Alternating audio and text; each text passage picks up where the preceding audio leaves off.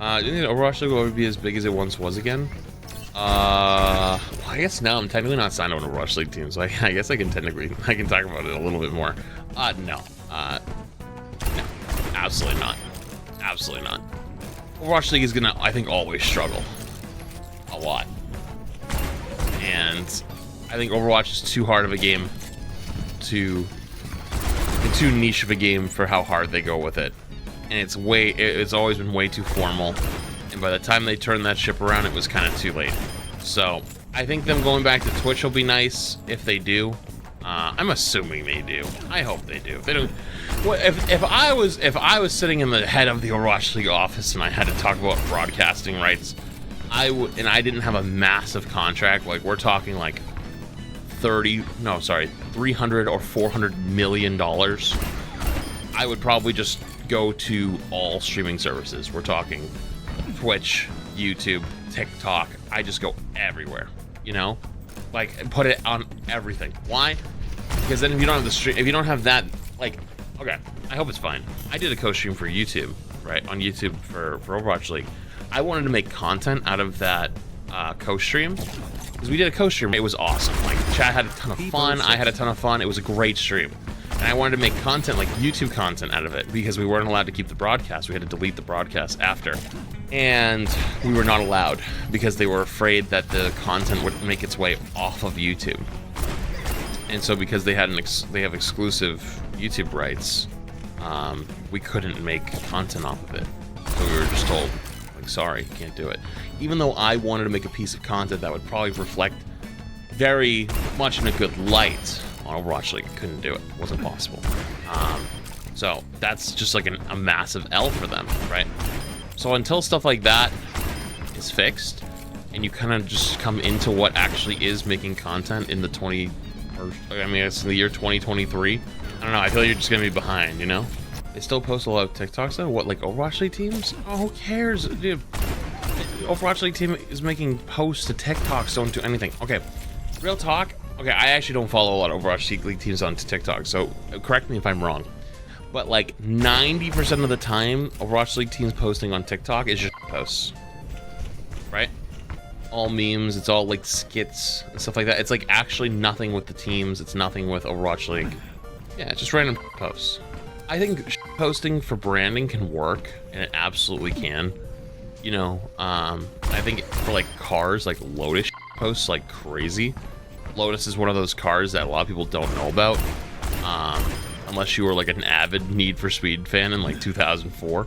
But for something like Overwatch League, I feel like people, like, there's not enough actual substance in their content, and whenever they did substance-based content, it was so boring and dry. Always, like, the only team that did it right was Shock. Shock was the only team that I thought was doing content right. I actually told Mayhem what I think they should do, and they were kind of on board, but then they just ended up not doing it, which was a theme. A lot of teams like don't really do a good job of like building up their players and building up their storylines and building up like what they're trying to do in a lot of ways, and so there's no reason to be connected to a team. You know, like there's zero reason. But yeah, like going back, like, yeah, like Lotus is a good example. Someone that does a lot of posting, but it got people a lot of brand recognition. And they're like, oh, that's Lotus. Like, they're a car in the car community.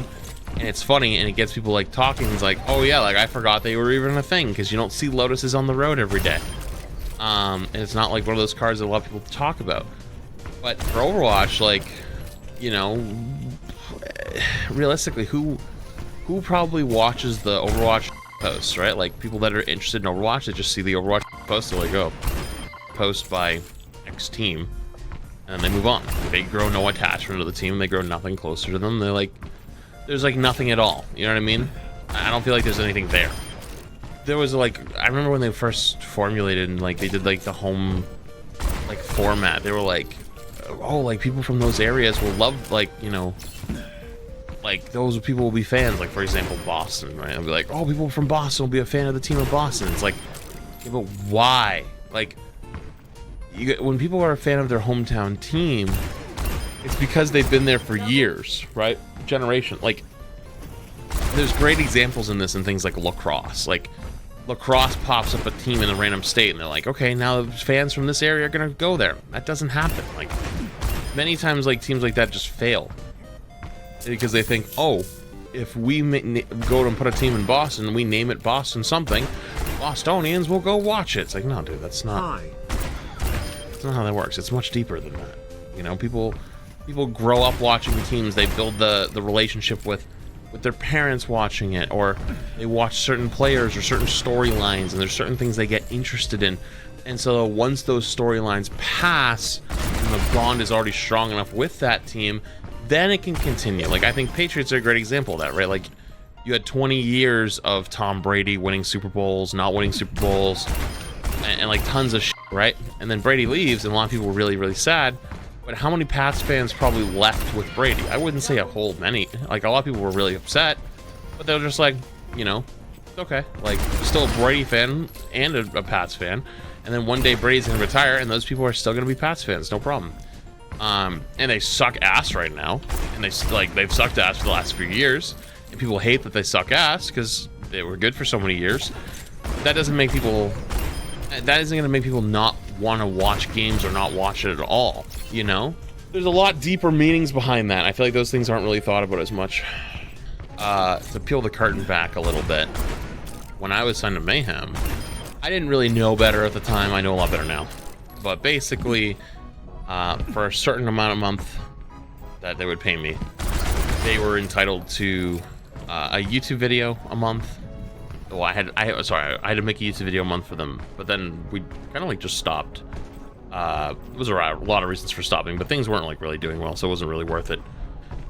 A YouTube video, a sponsored stream a month, good face social posts, like basically the right to use your name or content if they like need to or want to for stuff like that. What else? Pretty sure those were like the contractual, like actually like obligations. Maybe I might be forgetting one. Sponsor stream, YouTube. Oh, the sponsors on stream. You know how we had the sponsor rotator thing, like where the sponsors were going through. I will say though, Mayhem was really good. I actually appreciated them a ton. I won't say anything bad. I don't have anything bad to say about them. They were always very respectful, and the one or two times I had actual problems with things, like they did work through them with me, which was nice. But basically, we had some things built in, like if I wanted to do more content for them, I could get paid for it, but it like wasn't really worth it for me. Because like doing content on someone else's channel, you don't see any growth on your own channel. You won't get any money from it because obviously it's on theirs, stuff like that, you know. So it's like there's like certain thresholds that you have to think about. Let's just say hypothetically, right? Let's say hypothetically, they will pay me $50 to do a video, but on my channel it'll make $30. Well, if I do it for them, I'll make more money, but I'll also gain 0 subscribers. I'll gain 0 channel growth, stuff like that.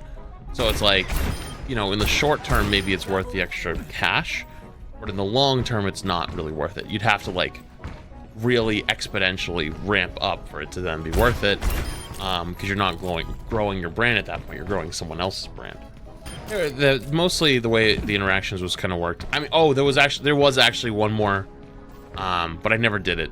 To be fair, they let me not do it because of COVID and stuff. But I was also supposed to make an appearance at Mayhem events once a quarter, but because of COVID and travel and stuff like that, we kind of waived that part. But it was technically in there.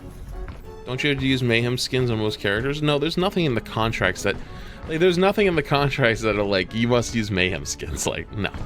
You know? Nothing like that. I did that strictly because I was very appreciative of them. And they were the first org that took a chance on me when I was a very small streamer. And even though I outgrew my contract very, very quickly, I still appreciated what they had done for me. And they were very hands-off. They didn't f*** with me. A lot of orgs and a lot of stuff will really f*** with you as a creator and, like, demand a lot. They want more content, they want more posts, they want you to go like all their posts, go retweet everything. Here's a bunch of sponsors. They didn't really do that. So I had a lot of respect for them. So that's why I used a lot of those skins and stuff, because I had respect for them. And that's how, if you've been here for a long time, respect is a big thing for me. If I have respect for you, I will do whatever you need, because I know that you'll respect my needs.